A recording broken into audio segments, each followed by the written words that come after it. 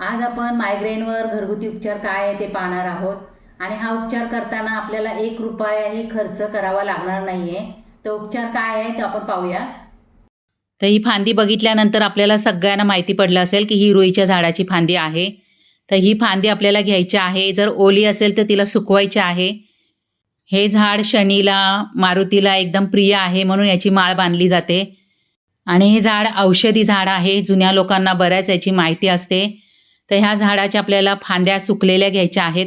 आता आपल्याला सुकलेल्या फांद्या मिळतील तर त्या आणून ठेवायच्या आहेत। फक्त पावसाळ्यातच आपल्याला ओल्या फांद्या मिळतात म्हणून आधीच ह्या फांद्या आपल्याला आणून ठेवायच्या आहेत। ज्यांना ज्यांना मायग्रेनचा त्रास आहे ना आणि त्यांना ह्या रुईच्या फांद्या द्यायच्या आहेत आणि व्यवस्थित घरात ठेवा, कधी पण उपयोगी येतो याचा।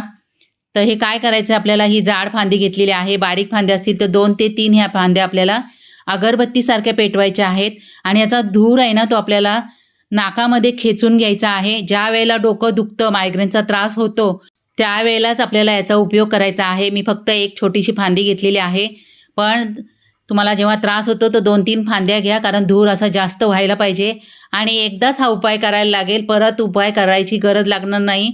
ज्यांना मायग्रेनचा त्रास आहे त्यांनी हा उपाय करून बघा, एकदम खात्रीशीर उपाय आहे। आणि हा धूर घेतल्यावर आहे ना नाकात थोड्याशा झिंझिण्या येतात